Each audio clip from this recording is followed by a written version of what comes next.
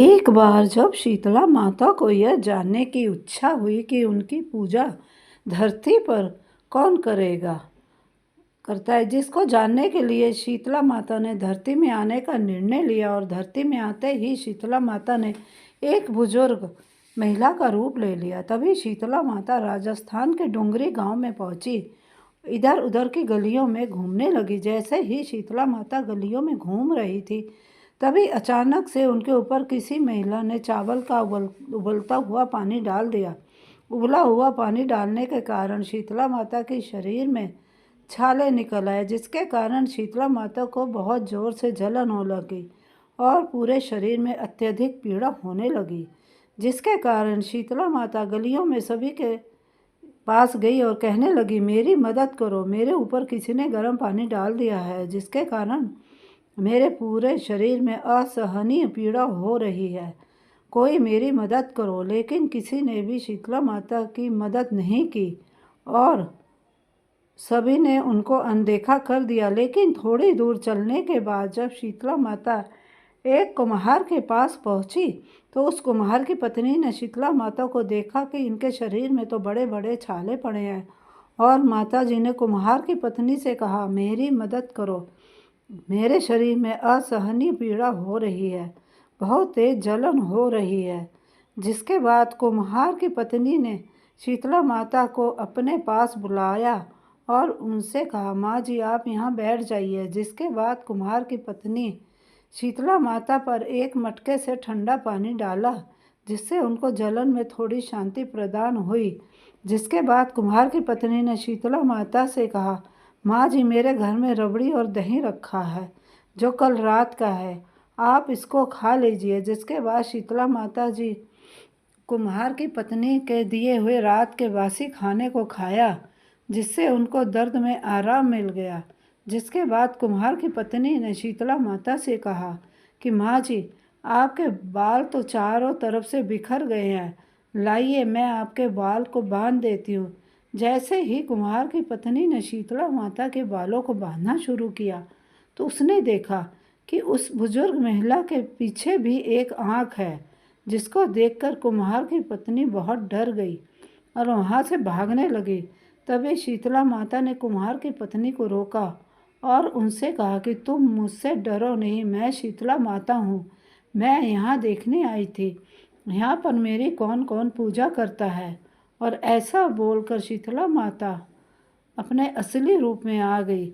जिसके बाद कुम्हार की पत्नी ने जैसे ही शीतला माता को असली रूप में देखा, तो वह तुरंत शीतला माता के पास गई और कहने लगी, माता मैं आपको अपने घर में कहाँ पर बैठाऊँ, मेरे घर के चारों तरफ तो गंदगी फैली हुई है और बैठने तक की जगह नहीं है। जिसके बाद शीतला माता उस कुम्हार की पत्नी के पाले हुए गधे पर बैठ गई और फिर उन्होंने कुम्हार के घर की साफ सफाई कर कुम्हार के घर की दरिद्रता को एक डलिया में भरकर बाहर फेंक दिया। जिसके बाद शीतला माता ने उस कुम्हार की पत्नी से खुश होकर कहा कि मांगो, तुम्हें जो वरदान मांगना हो, मैं तुमसे बहुत प्रसन्न हूँ। तभी कुम्हार की पत्नी ने शीतला माता से कहा, माता आप हमें वरदान के रूप में इतना दीजिए कि आप हमारे राजस्थान के डूंगरी गांव में ही निवास करें, और जो भी मनुष्य सप्तमी और अष्टमी को आपकी पूजा करे, व्रत रखे और आपको ठंडे भोजन से भोग लगाए, आप उनके घर की गरीबी भी खत्म करें। और जो भी महिला आपकी पूजा सच्चे मन से करे, आप हमको अपना आशीर्वाद दें और सभी लोगों को रोग से मुक्त करें। जिसके बाद शीतला माता ने कुम्हार की पत्नी की बात मानकर तथास्तु, तुम्हारा यह वर जरूर पूरा होगा। जिसके बाद शीतला माता ने कुम्हार की पत्नी से कहा कि तुम अपने घर में इस घड़े के पानी को चारों ओर से छिड़क लेना, क्योंकि कल पूरे गांव में आग लगेगी, लेकिन तुम्हारे घर में नहीं लगेगी। जिसके बाद कुम्हार की पत्नी ने शीतला माता की बात मानकर घड़े के पानी को अपने घर के चारों ओर छिड़क लिया।